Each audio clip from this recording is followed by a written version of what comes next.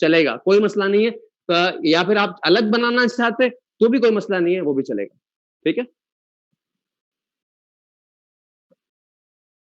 I think so के काफी हद तक बात क्लियर हो गई होगी। तो ये हमारा ओवरऑल डिस्कशन था जो मैंने आपको समझाना था आज की क्लास में, वो ये था कि हमने टी अकाउंट्स को अंडरस्टैंड करना है। सबसे पहला स्टेप हमारे पास अकाउंटिंग का क्या है, हम जनरल जर्नल बनाएंगे। जनरल जर्नल का फॉर्मेट क्या है, वही date, particular, course, reference, debit और क्रेडिट। वहां पर आप सारी एंट्रीज करेंगे, एंट्रीज से फिर आप उसको ट्रांसफर करेंगे लेजर्स में। लेजर्स में ट्रांसफर यानी जनरल लेजर में ट्रांसफर होगा, तो एक हमारे पास हर एक चीज का अलग अकाउंट बनाया जाएगा। सही। अब यहां से फिर हमने इसको ट्रांसफर करना है, जो हमारा तीसरा स्टेप है, दैट इज ट्रायल बैलेंस। सही। ट्रायल बैलेंस कैसे बनता है,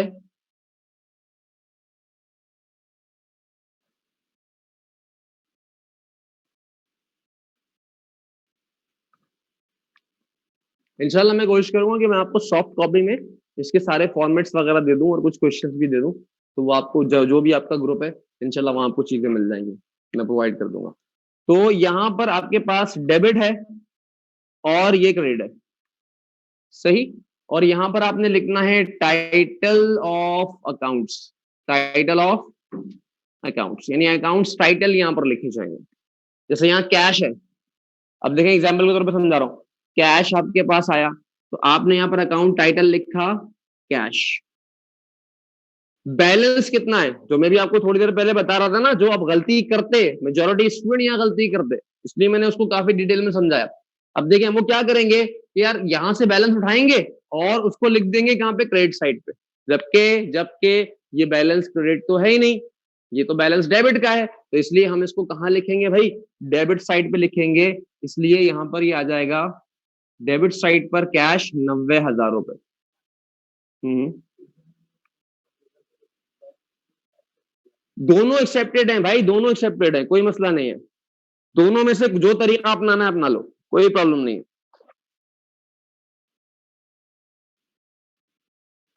तो भाई यहां पर कैश आ गया आपके पास कितना, 90,000 का।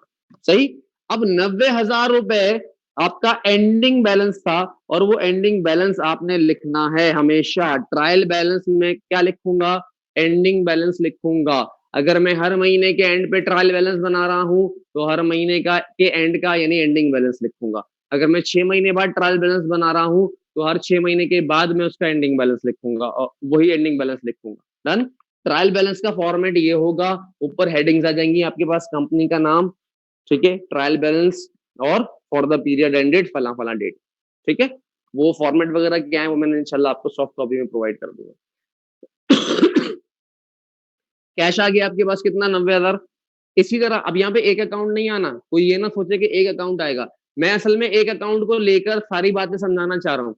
अब आपने इसके साथ साथ जितने अकाउंट्स और बनेंगे टी अकाउंट्स के, वो भी बना लेने। मैं क्वेश्चन भी इंशाल्लाह दे दूंगा। क्वेश्चन होगा उसमें आपके अकाउंट रिसीवेबल का अकाउंट भी आ रहा होगा, अकाउंट पेबल भी आ रहा होगा, फर्नीचर होगा, बिल्डिंग होगा, इक्विपमेंट होगा, परचेजेस होगा, सेल्स होगा, एक्सपेंसेस होंगे, इनकम्स होंगी। तो ये सारे अकाउंट्स आपने जनरल जर्नल एंट्रीज बनानी है, वहां से सबके टी अकाउंट्स बनाने हैं। सबके टी अकाउंट्स बनाने के बाद जो भी उसके एंडिंग बैलेंसेस होंगे, वो एंडिंग बैलेंसेस उठाकर आपने कहाँ लाने हैं, आपने लिखना है ट्रायल बैलेंस में। इस तरह से टाइटल टाइटल ऑफ अकाउंट्स में खुलता जाएगा। तो ये आते जाएंगे accounts, cash, account receivable, note receivable, merchandise inventory और परचेजेस, सेल्स, फला फला फला फला, जितने भी अकाउंट्स आपने यहाँ पर बनाए होंगे। सही। आपने 100 अकाउंट बनाए होंगे, 100 आएंगे, 1000 अकाउंट बनाए होंगे, 1000 आएंगे ट्रायल बैलेंस के। फिर क्या करना है, डेबिट क्रेडिट सब में पोस्टिंग आप ट्रांसफर करते गए, तो होगा क्या कि जितना यहां पर है उतना ही बैलेंस यहां पर आएगा, यानी जितना डेबिट पर होगा उतना ही क्रेडिट पर होगा। अच्छा, एक और बात यहाँ पर एक बहुत गलत तस्वुर की जाती है कि ये बराबर आ गया, ये बराबर आ गया तो बच्चा समझता है सब सही है। नहीं भाई, ऐसा नहीं है। ये बराबर आना इस बात की दलील नहीं है कि आपने काम सही किया। हाँ, ये इस बात की दलील जरूर है कि डबल एंट्री सही, डबल एंट्री में जो अमाउंट पोस्ट की है वो सही किया आपने। देखिए भाई, अगर मैं गलती करता हूं एंट्री में, एंट्री ही सिरे से गलत बनाता हूं, और गलती इस तरह से करता हूं कि भाई 90,000 को 9,000 लिख देता हूं, या 9,000 को 90,000 लिख देता हूं, जीरो फोबिया। अब 90,000 को 9 लिखा हो, 9 को 90,000 लिखा हो, तो भाई गलती मैंने दोनों साइड पर की होगी ना। जितना डेबिट पर गलत किया उतना ही क्रेडिट पर भी गलत किया, तो बराबर तो अब भी आना है। तो क्या अगर 90 को 9 लिखा हो तो क्या 81,000 की गलती नहीं है? 81,000 से आपने एरर तो क्रिएट किया ना, एरर तो वहां पर आया आपके सामने। तो 81,000 का जो एरर आया है वो तो रहेगा अपनी जगह पर, लेकिन बराबर फिर भी मिलेगा आपको। सही? तो ये सिर्फ हमारी डबल एंट्री की जो एक्यूरेसी होती है ना, ये उसको चेक करता है। ट्रायल बैलेंस हमारी डबल एंट्री की एक्यूरेसी को चेक करता है। इसका मकसद ये होता है कि हम उसकी डबल एंट्री की एक्यूरेसी को चेक करें, कहीं ऐसी गलती हमसे ना हुई हो पोस्टिंग में कि हमने डबल एंट्री में मिस्टेक कर दी। यहाँ पर ये बहुत बड़ा प्रॉब्लम है कि कुछ बच्चे इसको सही इंटरप्रेट नहीं कर पा रहे होते।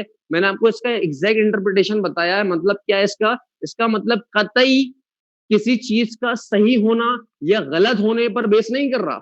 ये ट्रायल बैलेंस सही या गलत होने की दलील नहीं है। ट्रायल बैलेंस सिर्फ और सिर्फ ये बताएगा कि जो डबल एंट्री का स्ट्रक्चर आपने फॉलो किया है वो प्रॉपर किया, बस, और कुछ नहीं बताएगा। गलती को पकड़ने के फिर दूसरे और तरीके भी होते हैं।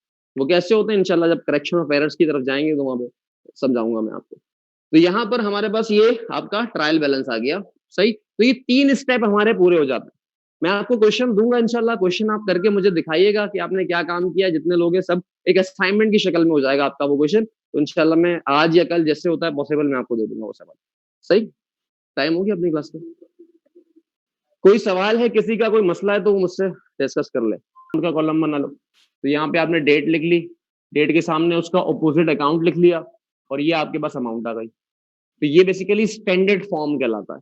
और ये जो मैंने बनाया है इसको हम कहते हैं स्केलेटन फॉर्म या टी फॉर्म कहते हैं हम इसको। ज्यादातर लोग स्केलेटन, हाँ, स्केलेटन फॉर्म या टी फॉर्म को फॉलो करते हैं, इसलिए मैं भी टी फॉर्म पे जा रहा हूँ। इसको टी अप्रोच पे काम करेंगे। आसान भी होता है इसको करना और एग्जाम में एक्सेप्टेबल है, कोई मसला नहीं है इसको।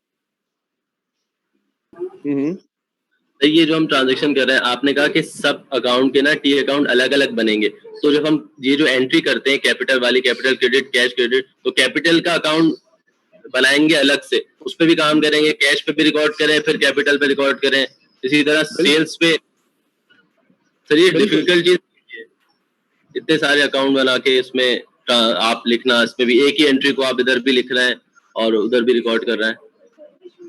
मैं आपका सवाल नहीं समझा, डिफिकल्टी किस एतबार से कह रहे हैं? है ना सर, देखिए कैश, एक एंट्री कैश की, उसमें आप कैश का अकाउंट भी बना रहे हैं, फर्नीचर का भी बना रहे हैं, फिर अकाउंट पेबल का भी बना रहे हैं, तो ये बहुत अजीब खिचड़ी सी नहीं पक जाएगी ये? नहीं नहीं नहीं, बिल्कुल ये तो आसान हो जाएगा, काम ट्रैक कर पाओगे। जितना ज्यादा आपके पास इंफॉर्मेशन होगी आप उतना चीजों को ट्रैक करना आसान हो जाता है। तो मल्टीपल अकाउंट्स जितने भी बनेंगे आपके लिए आसानी है, खिचड़ी नहीं बनेगी। आप करेंगे तो आपको समझ में आएगी बात मैं क्या कह रहा हूँ। ठीक है, नेक्स्ट क्लास में इसको मजीद देख लेंगे, टाइम असल में खत्म हो गया।